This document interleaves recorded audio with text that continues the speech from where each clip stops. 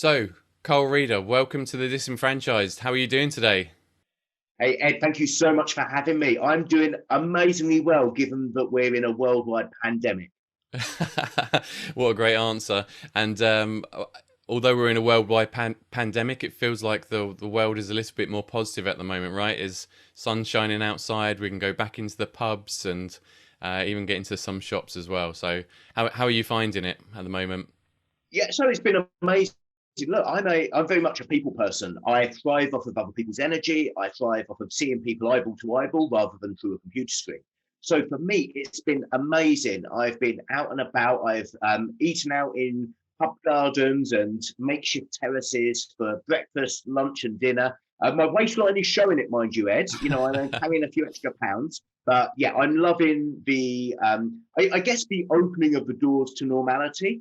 And I'm cautiously optimistic that we really are at the final steps of the COVID situation that we've had for the last year. Yeah, I hope so. I hope so. I'm perhaps a little bit less optimistic. I think it might go on for a little bit longer, but I think if you're mentally prepared for it, this kind of halfway house is still pretty good, right? So It is. And look, I think we're all aware that restrictions might be a way of life going forwards now. I think none of us would be surprised, put it this way, if we're told in winter to wear face masks and rule of six and families only at tables and all that kind of stuff. I don't think any of us would even plan our business without catering in for that sensitivity, but stuff might happen. But on the flip side, I think that it would be politically very damaging to go into another full lockdown. And look, with the vaccination program and the sheer level of immunity that we've got across the country, which is continually improving, hopefully we can find a way to get ahead of that curve and adapt the vaccines for any future variants and so on. But I'm no expert on this stuff. perfect. Well, look, fingers crossed for that. And yeah, let's get kind of some of the questions going. Now, I know you're a very busy man, so I appreciate you being on the show with me today. Just to kind of rattle off. So I was doing a bit of research on yourself to find out, what you've been doing. You're a podcast host. You've got an ambassador role, chair on the ACCA. You're board member for a kind of some youth charity or organisation. Best-selling author with your book Boss It, director of free businesses, judge for various. The list keeps going on. It was too much for me to write down. But what I want to start with is, what was your first job after leaving education? Yeah, sure. So, I mean, actually, my first jobs were during education. Like most, I guess most kids with an upbringing that I had, you help out. My family had a business, and the family trade was locksmiths. So I used to help out in my dad's shop and also in the factory as well. Working hadn't been unusual to me, and hadn't been unusual from about the age of 9, I would say. Wow. Helping out, and only simple things like sweeping up the shop floor and so on. Although I probably shouldn't admit this because of health and safety, but we're on past it now. I did use angle grinders to shave off some fire damage on safes and things like that. But yeah, I used to help in their safe at the safe manufacturing factory and in the shop. But my first job, where I properly got a wage packet from someone I wasn't related to, and excluding things like paper rounds and all that stuff, I left school at the end of my 15th. So when I got my national insurance card, which I think comes through at 15 and three quarters, I left to start a YTS. And I did a YTS apprenticeship in hairdressing. Now, I know most listeners are going to be far too young to know what YTS is. It's a youth training scheme. I don't think it was called YTS by the time I went on. I think it was called Modern Apprenticeship. But I did that, and basically it was slave labour. I was working for £29.75 per week. Again, sweeping up hair, mixing hair dye, and so on. Lasted all of about 6 weeks. I think you can say I wasn't cut out for it, if you pardon the pun. So that was my first employment, but then my first proper employment where I actually, had to put in a CV and not just charm the pants off the interview. I actually had to make some effort. Went back to school, did my GCSEs, and I applied for every job in the newspaper. And I had interviews at 2 accounting firms and in the army. I was, believe it or not, underweight for the army, so I wasn't allowed there, even though it was an office job. But I got the interviews and got accepted at both accounting firms. So at the age of 16, that was my first proper job. Wow. So that's quite a contrast, really, between hairdressing and accounting, isn't it? Completely different industries. So, Yeah, what? but Ed, this is the thing. I didn't have a clue what an accountant was, what an accountant did. I remember quite vividly. So I grew up in Southend-on-Sea in Essex, and I remember vividly the first interview that I had at an accounting firm was at a firm in Leigh-on-Sea. So there's one in Leigh-on-Sea and one in West Horndon, which is further towards London. I remember vividly going into the library in Leigh-on-Sea, which was about a 2 or 3 minute walk. And again, this shows my age. Bear in mind, back in 1997, there's no such thing really as the internet back then for consumers. Yeah. And I was looking in the careers books to find out what an accountant was. And I found out that there was such a thing as a chartered accountant. I found out what a set of accounts was. I didn't actually know what the job entailed, but I knew what the end results were insofar as career progression and what they do for businesses. And I just went along to the interviews and regurgitated it, but I had no idea about myself or the job. And I had no understanding that accountancy requires a high attention to detail. It requires being stuck in an office, adding up numbers, all of that stuff.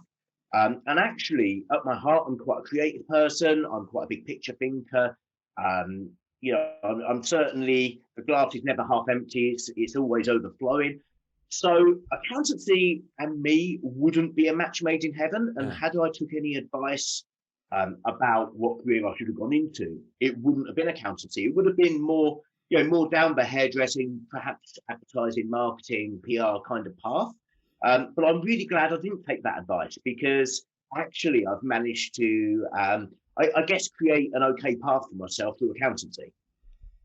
So you mentioned at the beginning there that it gave you a path and a future that you thought was quite interesting to you, and I guess you weren't looking at the figures and the numbers part of it, but there was a path for progression. Was there something at that point in your mind that you were aiming towards, or was it kind of just, I knew it was progression and that's good enough? You know what? It wasn't even progression. This is embarrassing to say, because I know people believe that I'm very driven and target focused and so on. But 16-year-old me was very different to, I suppose, 40-year-old me now. And at 16, I had moved out of home. My son was born at a very young age. And I just needed income. I don't want to sell this story, but a lot of people will do. But they set out at the age of 9 to be the next Alan Sugar. I didn't have a clue who Alan Sugar was. I just wanted a job. I wanted income. I wanted, to be brutally honest, I wanted a job title that would impress people. But there was no real target of, I'm going to be partnering in this practice, or I'm going to build my own practice, or I'm going to use this knowledge to become a finance director. And it was none of that. It was just, I need cash to pay the bills. Yeah, that's fair enough. And do the things that you want to do, I guess, like going out for meals or drinking or whatever it might have been. I guess that was part of it, right? Again, 16-year-old me was very different to 40-year-old me. I had quite a humble upbringing, and restaurants really weren't a thing, to be honest. I would say it was more about paying for rent for my bed set and having food on the table more than anything else. That's fair enough. That's fair enough. So where did the career in accountancy lead you to then? What sort of level did you get to, and what followed on from there? Yeah, sure. So what happened? So I was at the first firm that I joined for 5 years. It was a firm that was originally called R.A. Smith & Co. It became Clark Kitchen and Smith. And funnily enough, I'm actually in contact with the managing partner there now quite regularly, and he attends events that I speak at, which is a real mind-blowing thing, because he sent me an email to say that, when I joined, I was a bit rough around the edges, but they knocked me into shape. And I think that was the perfect summary of the experience in that 5 years. I learned quite a bit. And what I learned during those 5 years, despite the fact that I'm probably one of the more prominent accountants in the country, I learned that I didn't enjoy accountancy, but what I really did enjoy was speaking to business owners. But there's something about speaking to business owners, speaking to people who've gone and done it themselves. They've made that leap. They've diverted away from the societal norm. but really inspired me. And the extent of speaking to them in those first 5 years was in training them. So when I first entered accounting, again, 1997, the world feels like it was quite modern and up to date back in 1997 when I look back. However, the reality was in an accounting firm, we were using manual paper records. Businesses were keeping their records on paper. So I opted within about a year or two to stop doing my studying, which allowed me to get a small pay rise. When I say pay rise, look, I was starting on 5.5 grand a year. They probably gave me a 500 quid pay rise. You know, it really wasn't Yeah. big bucks back then. There's no such thing as minimum wage or any of that. But what it allowed me to do was to go out, see other business owners, and I would talk to them about how they could, perhaps use a spreadsheet rather than using manual records and so on. So by doing that, I got to understand the psyche of a business owner, what motivates them, and so on. And I moved to Swindon when I was about 2021. Joined a firm that was then called Dennis and Turnbull. So that's the firm that I eventually performed the management buyout in, and now serve as joint chairman. And at D&T, I pretty much started with the intention of not doing any accounts. Now, they didn't know that when they took me on as an employee, but I was pretty clear that I was going to carve out my own role within accountancy rather than take the accountancy path. So I was fortunate that I got gifted, about 20 to 25 martial arts schools to look after. And that was because we'd done a VAT case around private tuition. We'd won it. It was quite a big national case. Looked after them, travelled around the country, started seeing them. And, they were people like me, Ed. They were typically about a few years older than me, but we were on the same wavelength. Again, they came from similar upbringings. It certainly wasn't old money corporate environments. You can imagine what a martial arts school's like. Yeah. So I was on their wavelength. And there's one thing to be said about martial artists, and that is that they are massive, massive advocates of personal development. And what I found was I was speaking to them about the stuff they do. I didn't spend time talking about their numbers because they're tiny little businesses, but I was speaking to them about what they do in their spare time and, what training they do and all this. And they would talk about these crazy names, people like Zig Ziglar and Brian Tracy and Jim Rohn and Tony Robbins. And because I was traveling all over the country, I thought, what, I'm going to just listen to a couple of these audiobooks. So I did, and that kind of, I guess, opened up my eyes, but there was a world beyond the path that most people take. Most people leave school, go into A-levels because they're told to, go to university because they're told to, then they go on to get a career, they progress up that path, they're bitterly unhappy, they buy a house, they then can't do anything else because they bought the house, and they're stuck on that path, and then retirement comes, they have to sell it all up, cash in their pension, and hope they've got enough money to get to the end. And I didn't want that path for myself, and it was only that personal development that showed me that there was a different path, and there's a different way of doing things. So anyway, where I got to in accountancy, I guess, in 2006, 2007, I was offered to buy into D&T. And to put that into context, I was at 25, 26. People don't get made partners in accounting practices by that age, especially people who actively avoid work as much as they can and avoid doing the doing. But what I'd done was, these martial arts schools, I enjoyed speaking to them, and they'd refer their mates to me. I had a portfolio of about 200, 250 of them. And in fact, that portfolio was probably the biggest individual portfolio in the firm. So I can understand why they wanted me to buy in. And I wanted to buy in too, because I didn't want other people to benefit from the graft I was putting in. And I wanted to enjoy life a bit more as a business owner. So we conducted the buyout. That went on to about 2011. Then I started the process of extracting myself from the business. And that was a very long process, which finished in 2019. But along that journey, we became the leading franchise accountants in the country. So we started in franchise in 2004, and that was down to a martial arts school that was franchising. We thought it was a great idea. Actually, the business that was doing it very badly. But I went to the NEC in 2004 with them, and I just kept turning up. And I realized that there was some magic to be had from the input of an accounting firm into the relationship between franchisee and franchisor. I didn't quite know what it was. And then when we stumbled across it, that's just when we scaled up. We started working with national brands, all of that stuff. And what led me to the point of being able to step away from D&T, which has now allowed me to do some of the other stuff, like being trustee of young enterprise, serving on BFA boards, writing the books, and so on. It's really interesting because the thing that I picked up on there was, okay, so your skills and what you actually wanted to do was talking to people and communicating and building these relationships. And at a point in your career there, you had, I guess, the opportunity to look into another industry. You didn't necessarily have to stick to accounting, but you went in there thinking, I'm going to create my role. So was there any point in time where you were thinking, actually, I want to look at another industry and try something different, where that creative side of me, that side of me that's got personal skills, able to build relationships, wanted to try something different? Yeah, I guess my whole life is what people would call a portfolio career. And it has been certainly since 2010, 2011, possibly before. I've whilst I own an accounting firm, whilst I chair the practitioners panel at the ACCA, so I probably shouldn't say this, I am the world's worst accountant. I don't do the numbers. I never have done. I don't do my own tax returns. I don't do my own accounts. I've got a team that can do that far better than me. So I carved out opportunities for creativity and what I enjoy doing both within my own business, but also externally as well. So within my own business, what I did was, my role naturally evolved from training to sales.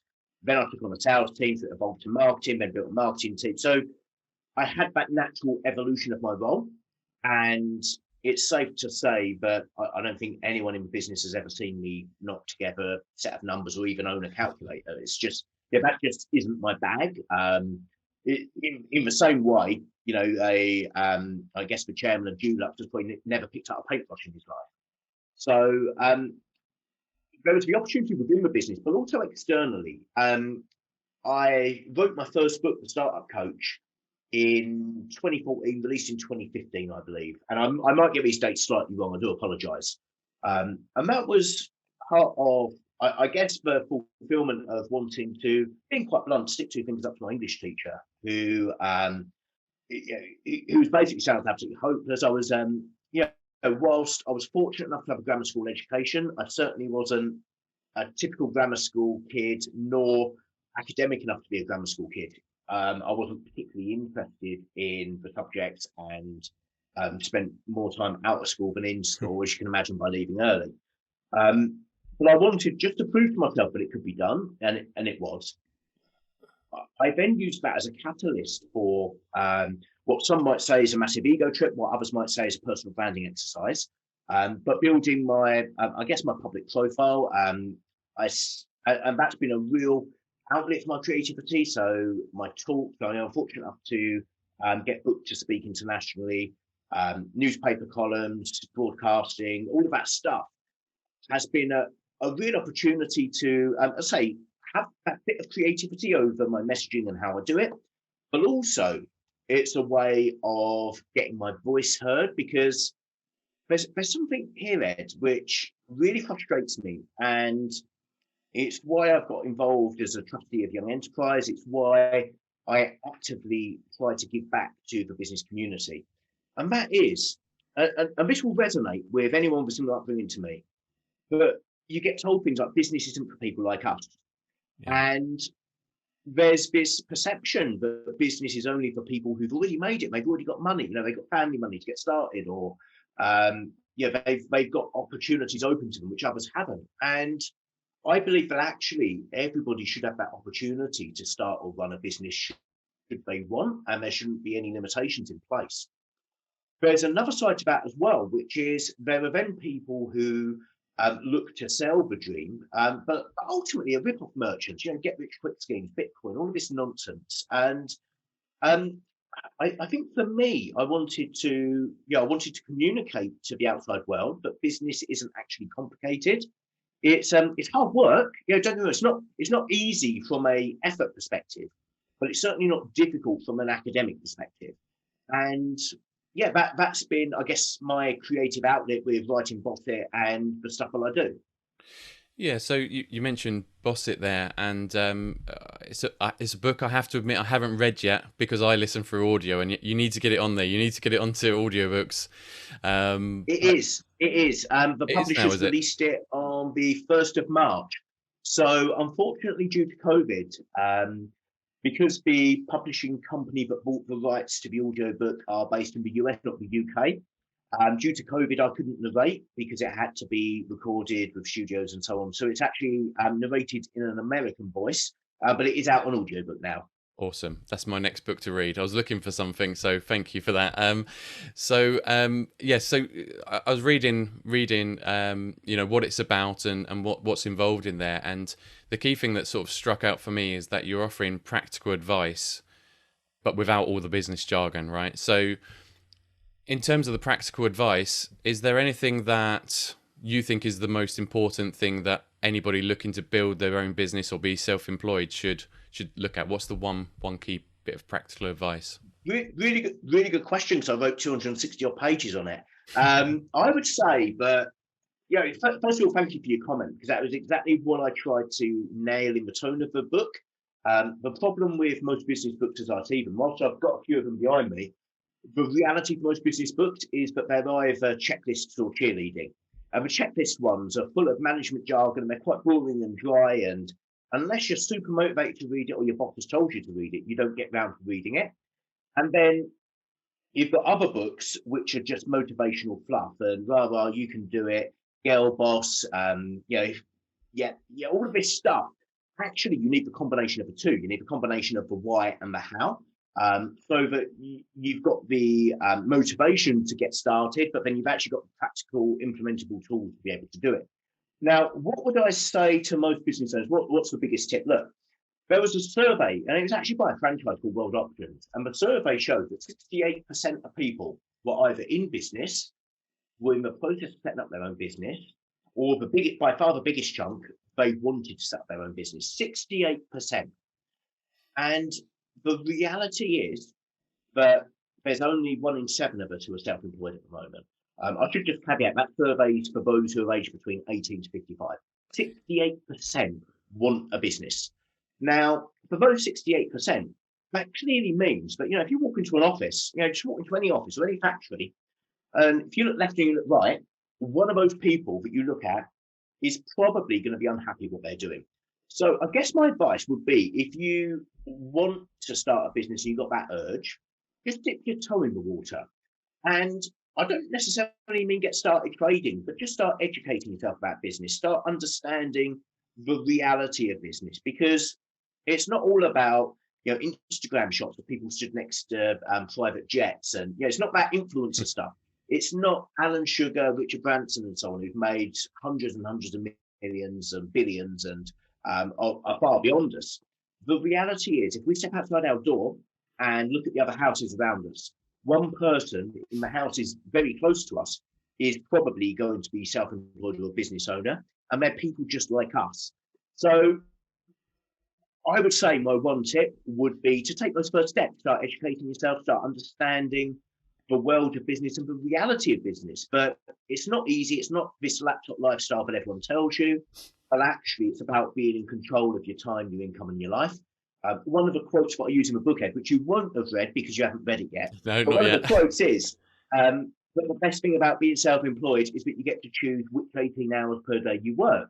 But the reality is you've got that choice and you can choose whether you knock off early on a Friday or if you want to work on a Sunday or whatever. You've got the choice of who you work for and how you do it. And ultimately, you've got the choice of how your boss treats you because you are your boss. Yeah. So I think one of the biggest barriers for people in starting their own business, like you say, there's plenty of people out there that want to do something. I think there's this idea that you have to have the next big idea, the next big product, Apple or Virgin or whatever it is, this new thing that you need to bring to the market that everyone's going to buy. When I guess, and I know from my own experience, that's not the reality, but do you think there's any way that, or anything that you can say to help people kind of get over that mindset of, I need to have this big idea? Yeah, get over it. It is an incorrect mindset, as you say. So it is something that often people think they need to reinvent the wheel, and that's because the press doesn't do business ownership many favors, Ed. I think that, if you look at the press, who are the kind of people who make headlines? They're people who make innovations. They're people who raise big rounds of venture capital funding. They're the big corporates. They're the people who get press coverage. And the reality is, 99.9% of the business population in the UK are, what we call micro businesses. They may be 1 to 9 employees. They just do what they do, but with a bit more freedom and without an employment contract. So there's a big disconnect between public perception of business and the reality of business. I certainly have sometimes explored things and felt that, what, we need to be game changing, we need to be disruptive and so on. First of all, if you set out with the intention to be disruptive, you're probably not going to be disruptive. If you just set out with the view of continual improvement, then you're going to be continually improving. But look, Apple didn't invent the personal computer. Apple didn't invent the MP3 player. Every feature that comes into an iPhone wasn't invented by Apple. Take that one step further. Look at Google. So Google is seen as, I guess, being one of the kings of the startup world and a business that people look up to for innovation and inspiration. Well, you know what? They looked at what Yahoo, Lycos, Alta Vista, and the other search engines at that time were doing. They just did it better. They did it quicker. They did it more accurately and with a better set of results. So most businesses that we perceive to be really innovative actually weren't innovative in the first place.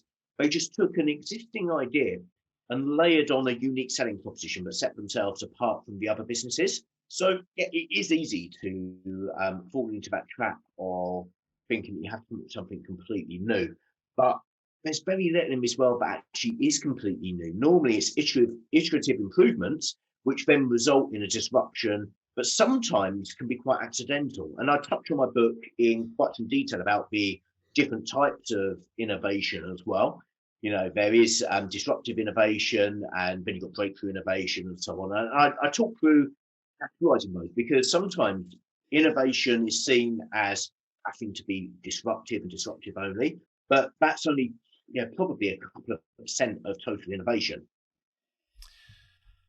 Okay, so what's stopping people from going out there, do you think? What's stopping people from taking a look at another business and saying, yep, I can replicate this and maybe do something for myself? What's the main thing that stops people from doing it, do you think? Sure. So I did a poll on one of my social media accounts, and we got about 300 or so responses. So it's not statistically significant enough to hang our hat on it, but it's a good bunch of people. And the poll was split between lack of time, lack of money, lack of confidence, lack of education. And the two factors that came up highest were almost equally time and money. The reality, I believe, is that when you dig a bit deeper, it actually comes down to confidence. And I believe that if I'd have had an opportunity to speak to each of the 300 respondents, I would have been able to find that it was actually they didn't have confidence to apply for the right level of funding. They didn't have the right level of education about how to set up a business. So the time perception was, oh my God, I've got all this stuff to do. I don't know where to turn. So for me, whilst it goes against the poll that I ran, I believe it's confidence and education. But the first layer on what people say is time and money. It's interesting, isn't it? So you mentioned franchising a moment ago or a little while ago. Do you think that has a role to play, or that should be an option that's considered by people thinking about or that want to start their own business? Absolutely. Right, so look, for I'm everyone? a massive advocate of franchising. I guess my whole lifestyle that I enjoy now, my whole livelihood has been built on franchising. My business is built on franchising. I proudly serve the BFA as committee members, board director, affiliate chair, and all that stuff. So I'm a massive supporter of franchising, and yes, I absolutely believe that it can provide the perfect home. I believe, and this might be a bit controversial for some, but I'm going to say it anyway. I think it provides the perfect home for those who want to start a business but are lacking a bit of entrepreneurial confidence, and that's no bad thing. I think one of the mistakes that we make in society nowadays is that we glamorize entrepreneurship. And we've seen that with the Dragon's Den and the Apprentice. We've seen it with if we look at Gymshark or Social Chain or other businesses that have done phenomenally well, they're unicorns basically, and we glamorize that process of getting to the absolute peak of the mountain. But the reality of a unicorn is that they are a unicorn. They're very rare, and for every Gymshark that makes it, I can guarantee you that there's probably 500,000 kids who've tried to create their own clothing brand and selling it on Instagram or TikTok or whatever, and they might have sold one T-shirt to their brother, and that's it. So there is a hell of a lot of luck involved, because it's certainly, with all respect to Gymshark, it's not down to the quality of their gear or how nice the branding is or whatever. They just hit the right market, right time, and a bit of luck along the way as well. I'm sure that they attribute to that process. So I think that for those of us, which makes up the vast majority of us, who aren't and don't want to be out and out entrepreneurs, they don't want to be making £1 billion decisions every day. I think franchising provides a perfect home, because it's the opportunity to buy into not only a proven brand and proven systems, but also a proven way of doing things in the community. Because I believe one of the strengths of franchising is that it allows you to be in business for yourself, but not by yourself. So you've got a big brother who's been there, seen it, done it, and they may be in the territory next door, or they might have been the original pilot franchisee or whatever. You've got somebody that you can lean on, and you can ask those questions of how do you do this, how do you deal with this situation. You've got the data and the support of the entire network, which franchisors should be feeding back to you to help you grow your business. And ultimately, it should be an investment that's worth far more than the MSF management service fee that you pay every month. So yeah, I'm a huge advocate of franchising. I mean, look, I wrote a book on it as well. It's something that I've lived and breathed for the last probably, I mean, we've been in it since 2004, but I'd say it's only been the last 15 years that I've lived and breathed it. But that's it. That's enough of a marriage to franchising to prove that I'm passionate about it, I guess. I guess some of the barriers that people find though with franchising is obviously this kind of stigma that's out there in the world anyway, but also that money piece as well. That's the main kind of reason that a lot of people are saying they don't want to start their own businesses, because of time and money. But actually, and this is my own personal thought, I think franchising is almost outsourcing, right? So the outsourcing that setup and building of the business from the first instance, which yes does cost money, but it's a more effective way to spend that money and to spend your time, right? So you're not going around making all those mistakes, you're following somebody else's model. So you're saying outsourcing from a franchisee perspective. Yeah, I would kind of agree. I mean, one of the things that I always look to do whenever I'm making a decision on spending money on business growth is I do a very quick cost benefit analysis on, let's say it's marketing spend versus acquiring versus reinventing the wheel. There'll be a number of things, and ultimately with franchising, you need to weigh up the cost of going into a franchise. Can I replicate it myself and build as strong systems and as strong brand recognition, protection, and so on, and a support network around me for the cost of the franchise fee? No, I probably couldn't. The problem you got is that price is often used as a barrier to any purchasing decision, because people don't know what else to quantify it against. So, if you were to put yourself in the mindset of, Ed, let's say you're taking your kid for swimming lessons. The first thing you'll probably do, you pick up a swimming pool and you pick up a phone and you say, hello, I want to put my young girl into swimming lessons. What's the first thing you'd ask? Yeah, it'd be when it is, the time for me, what time is it, but also the money. When it is, how much it is, where are you? Because they're the only things that you know about that you can ask. They're the only questions that you can ask intelligently and be able to process the responses. Yeah. So you wouldn't pick up the phone and say, embarrassingly, I don't know the swimming qualifications. But that's exactly it. I wouldn't say, are you swimming association qualified? What kind of strokes do you train? Do you do this or do you do that? What kind of safety equipment? Because I don't know that world, and I don't know what I don't know. But what I do know is time, money, pounds, shillings, and pence. It's an easy question to ask, and it's then an easy objection to raise. And that's the case with everything we buy. We look for the easier questions to ask. And then if it's something we're passionate about, we get more in depth.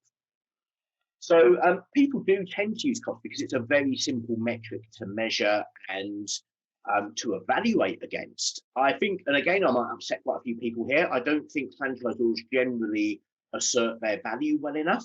And I will break that statement down in a couple of areas. I think there is an improvement on sales process that could be had generally in the franchising industry about how franchisors actually sell the benefits of franchising as a whole.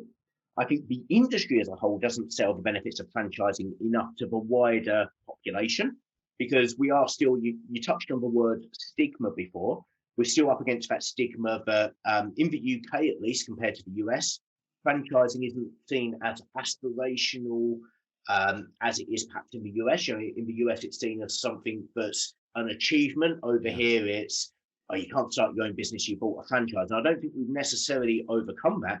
And then the third thing is, quite frankly, we've got the fraudsters out there who use the word franchise to cover up a multi-level marketing operation, a get-rich-quick scheme. We've got people who are selling so-called franchises for 500 quid, and then they're never to be seen again. And there's no support, there's no infrastructure, there's not much beyond a tightly worded contract and a credit card payment. So unfortunately, the franchising world, and I encompass those who aren't franchisers but use the word franchise, together with the industry and franchisor, contribute to price being a challenge.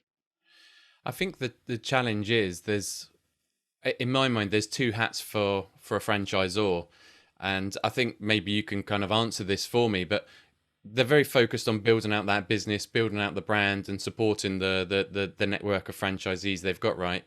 But it's quite a difficult thing to then do the same thing on the other side and educate the world on franchising when you're just one brand. So completely, and it's something that needs a wider shift, and it's something that, you know, the franchising world has come along leaps and bounds over the last decade, I would say. Certainly if I look at the British Franchise Association, I look at when I'd go into a conference or a meeting back in 2010, 2011 compared to when I go in now. There's a whole lot more diversity, there's new brands, there's new people, there's been growth in the numbers. So there has been movement, but it is a continual battle because individual brands will struggle to do it on their own. Communities of brands will typically still only enter and contribute based on the commercial return that they can get, rather than the good of franchising as a whole. And ultimately, it needs to be done from an entire societal shift, and without regulation. I don't think now's the time to go into the pros and cons of regulation, but I can if you want.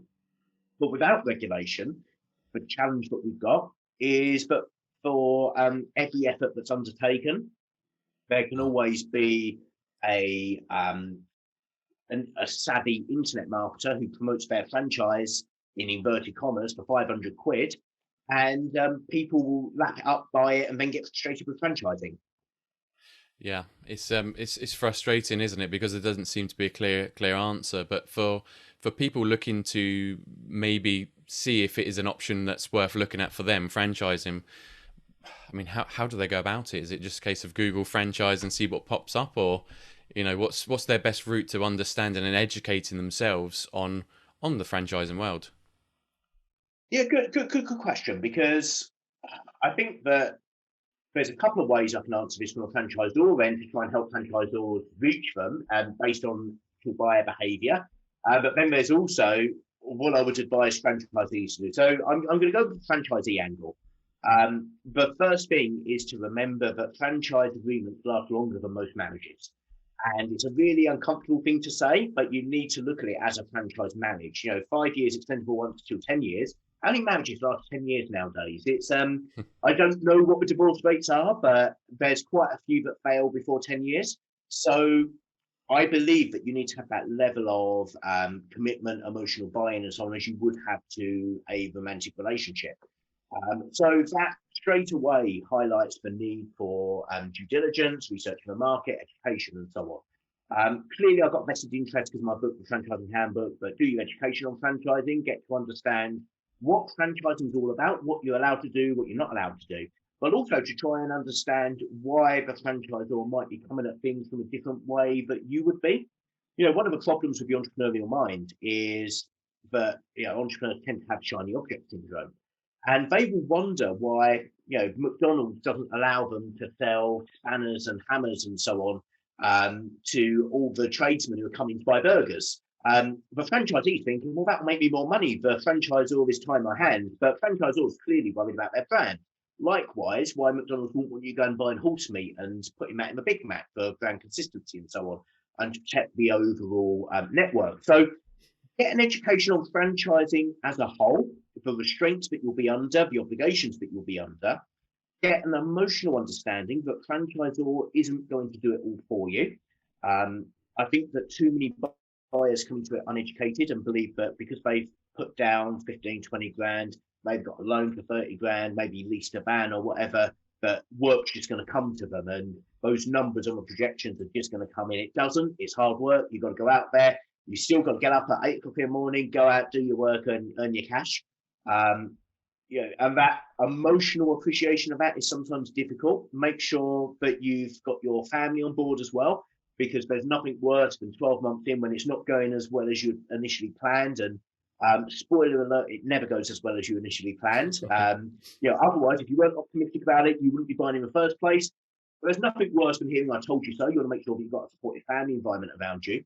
And then do your due diligence. And whilst I've got a vested interest to say about financial due diligence, what I'll actually say is you need to focus on more intangible checks as well. Pick up the phone to existing franchisees. Ask them, would they do it again? Ask them for their honest feedback. Make sure that you check out all of the competitors within the same sector and also the same investment level. Weigh up things like what does the agreement consist? Has it been produced by a recognised franchise system in line with the code of ethics, all this stuff? You need to make sure that what you're buying into actually is fit for purpose, it's going to work for you, but that you as an individual are prepared to go into it with the effort and hard work that it's going to take to make it a success. Yes, good advice.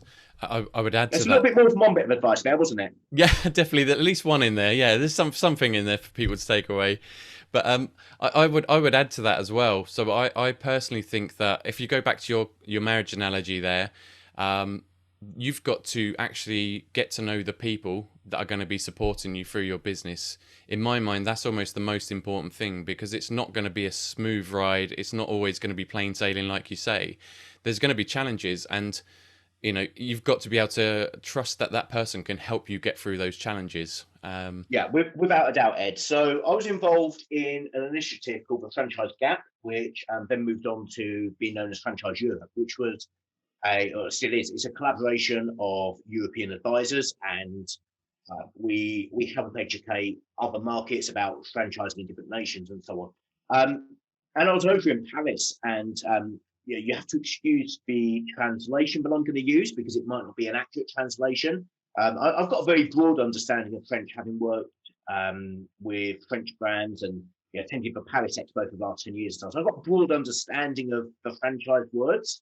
But they were talking about a franchise model being made up of 4 things, but generally people only think of 3 of them. So ones that people think about is the brand, it's trademarked, it's protected, and so on. It's the operational systems, it's the ops manual, the nuts and bolts of what you do. You turn up at 9, you open the door, etc., and the franchise agreement. But the thing that's not often talked about is the way that we do things, and there's different cultures within brands and different ways that the franchisor team works with the franchisees. So it's not been unknown for some brands to set up on what I would call a churn model. So their whole aim is to sell the license, and once the license is sold, they don't give a monkey's what happens after. They don't care if franchisee sinks or swims. All they want is that initial franchise fee and maybe a bit of MSF. There are other networks who are extremely caring, loving. It's a community, it's a family, and they truly want success for their franchisees. So it's really important that we're touching on the people. It's not just people. You need to understand the vibe and the culture of the place that you're going into as well. What the environment's like. And I think that can come about through speaking to existing franchisees as well. and just making sure that they're the right fit for you. But ultimately, the way I see it is that an okay franchisor focuses on the MSF. They use that as, finger in the air, franchisees doing okay because they're turning over and I'm getting my money moving. The excellent franchisors focus on franchisee profitability, cash, sustainability. And when they do that, that's when you've got a truly strong brand, not a brand that's just franchising, because then you've got franchisees that will be advocates for you and your recruitment is just made simple. Awesome. Thank you for that. And so I want to go back to you now, and why are you passionate about helping others and educating others on becoming self-employed or looking into franchising? What kind of motivates you to share that knowledge? Well, look, it's my background, where my mates are, my mates from school who, not from school, more than mates from outside. I didn't really socialise too much with people within my school. I had my mates sort of around my area. If I look at what they do and what their prospects were and what they've achieved, they're cabbies, they've all got the burning desire to do something, gardeners and so on. They've got burning desire to do something. They just don't know how. They don't know. They haven't got that confidence to make that further step.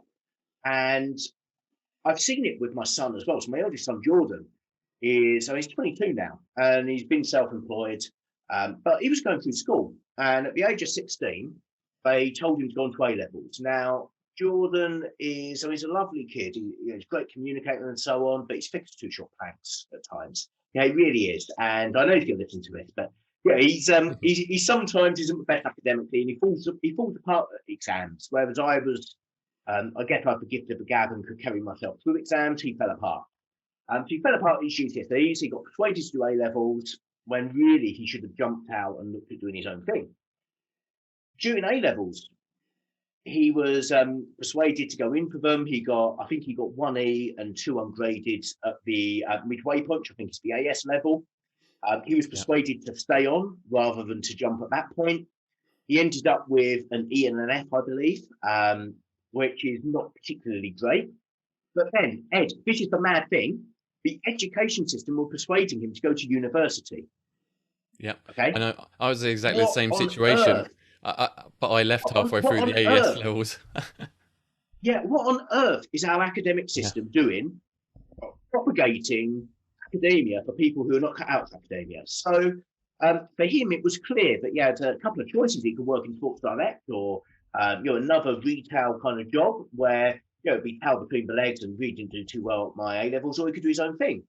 And it took a hell of a lot of persuasion to let him know that actually he could become a voiceover artist. He didn't even realise, not only did he not realise that he could be self-employed to his own thing, but he also didn't realise that he could make his passion of podcasting into a career, into something that made him money. So there's a gaping hole in the academic system. There's a gaping hole in our society as well, in terms of particularly those from a more humble upbringing, but they don't necessarily see that this is an opportunity open to them. And I think there's even, on the other side of the spectrum, if we look at private education and the paths that's expected there's a gaping hole there around entrepreneurialism as well. I've gone into universities and spoken to students on entrepreneurship courses, and the reality is they're not being groomed to start a startup because they wouldn't be sat in a lecture hall on a Saturday as part of their degree studies. They'll be out there doing it. But they're being groomed to become investment analysts at merchant banks or whatever. So as a society, we are, I believe, prohibiting entrepreneurship, perhaps inadvertently. Governmental policy is restricting it and isn't too friendly to the smaller businesses because it's focused on employment numbers. So I'm just trying to do my little bit to both support, champion, and encourage small business ownership and entrepreneurship. And that's why I do my lobbying and all of that sort of stuff. I think it's really admirable what you're doing because much like your son, I was in that similar situation, and I did just take a job in something like Sports Direct. I ended up putting up marquees for a living, which it's okay if you're owning the business and building out from there. But for me, I was kind of not wasting my time, but I was just focused on making some money and helping others. And it took me a while to get my career on track to where I wanted and feel it should have been. But, if I'd have been educating these other options out there, and, I was living at home at the time, to start building a business from podcasting, like you say, that could have been massive for me at the time. So I think it's really great what you're doing. This is a big problem with the academic system. They focus very generally on stuff like share price valuations and corporate strategy and all this stuff. I remember doing that in my business studies exam, which I probably shouldn't admit. I think I got a D in at GCSE. They focus on all about, what they don't teach you is that business is really simple. You find something for a fiver and sell it for a tenner. I mean, do it again and again and again and again and again. It's business. It's about unit level economics. It's about making sure that you're making a turn on every transaction. It's about making sure that you tidy up all the admin behind the scenes, but ultimately it's about getting customers and keeping customers. But the academic way of approaching business and business education, it doesn't encourage an enterprising mindset in that way, which is why I've been involved so heavily in young enterprise. It doesn't encourage that kind of thinking that there is a different path to the societal norm. Instead, it focuses on a tick box exercise that ultimately leads to a qualification or to an exam paper, which leads to a qualification that's the equivalent of other GCSEs in difficulty. Business is actually simpler than that, but that wouldn't work for academic integrity, unfortunately. Perfect. Look, I'm going to wrap up soon, but I've got a couple of questions that I wanted to ask you about your career as a whole. So I'm wondering if there's been any funny, strange, weird, or interesting things that have happened in your career, and I'm interested to see what the answer is. Loads. Wow. So far too many. I'm trying to think of one that's work safe to call out. I'll tell you what. So when I was out on the road as an accountant and I was building up to like the sales team of the accountancy, I had a client who had become like a mate, I guess. And he asked me to go and meet one of his friends who's run the business, it's a prospect. So I drove out there. There's a guy in Tamworth. And I pulled up.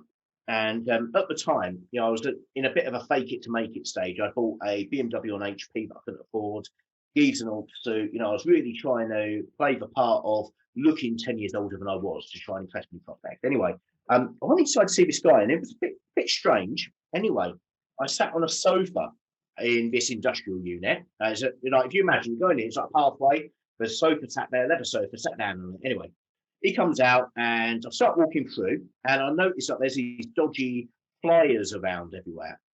And it was only when I sat down at his desk, and this place was inundated with pornography. And that's the only word I can use, inundated.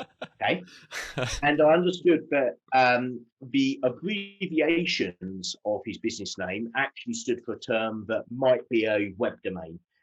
Anyway, I was talking to him, and I was like, what do I say? What questions can I ask that make me seem to be interested in this business, but not come across as a pervo? Being quite honest, that was the panic that's going through my mind at that stage. So I said to him, oh, it's a bit warm in here, isn't it? What's your electricity bill? And he said, the staff members, they just don't perform if it's not warm. And I was like, how'd you come back from that? I ended up getting a tour. I ended up getting a tour of the place. I learned that banks don't like to fund porn studios. There's nothing going on the day, but then there was a toy factory upstairs, and you can imagine what kind of toys. It was an interesting experience, and I didn't win that client. And I just wish that the person who referred me had given me the heads up of what I might be stepping into. That's one of many stories, but that must have been, again, 14, 15 years ago. Awesome. Love that. That was a great story. And so I'm going to ask... I think you haven't had one like that yet, have you? Not that includes porno, no. No, but I'm now wanting to find another story from you. So I want to find out what inspirational story you've kind of experienced in your life, or what's inspired you in the past. What's inspired me? God, again, really good question. So I'm not one of these people who subscribes to idolizing one person. I know a lot of people will be inspired by Richard Branson or Elon Musk or an individual. I tend to get inspired. It sounds really cheesy, but it is true. I tend to get inspired by a collective. So, for example, I've been really inspired by the franchising community over the last year and how they've grouped together to not just combat COVID, but thrive through it in really, really difficult circumstances. Let's be honest, the banks pulled down the shutters. They were CBILS only. They're focused on that. There was no space for franchise recruitment to be funded. It was quite damaging times. And then when you look at the franchising industry being primarily made up of tuition and food and beverage, it was really tricky, sticky times, I would say. But I was really proud to see, the BFA, how they outreach the community and expanded their wings, whether you're a member or not. I was proud of how franchisors stepped up to the plate. I thought that was really admirable across the entirety of the industry, how there was peer-to-peer support and really pushing forwards. But taking that one step back, I mentioned what I get inspired by crowds. Ultimately, I get inspired by anyone who's got the guts to start their own business, because we are taught to, from a very early age. I remember getting told things like, I mentioned my dad was a locksmith. He would say, get a job where, nice clean office job where you ain't got to wash your hands at the end of the day. That used to be what he would say, because the end of every day would be like thick with grime and so on his hands. People say to their kids, get a job for life, get a career for life, get a safe 9 to 5 job. And actually, all of that conditioning makes it so much harder to make that leap. So for anyone who's made that leap and jumped into self-employment, they're my inspiration. And they might just be a florist or a baker or a butcher or whatever, but they're inspirational because they've gone out and they've gone against the societal norm and started something for themselves and their families. Great answer. Thank you for that. And I have to admit the franchising industry and how it all pulled together was part of the reason why I started this podcast, because when you're in that and you're seeing, people that perhaps could have just closed in, looked after themselves and their business, helping each other, I thought was fantastic. So that's why I'm keen to share some positive stories anyway from the industry. And I think you're part of that. So thank you very much for sharing your stories with me. I was going to ask for one piece of advice, but I think you've given so much advice throughout the whole thing that I don't think we need to go there. So Carl Reeder, thank you so much for your time today. It's been fantastic to hear your stories, to hear your career, and also I feel like I've learnt a bit along the way as well. So thank you so much for that. No, Ed, thank you so much. All right, take care now. Bye.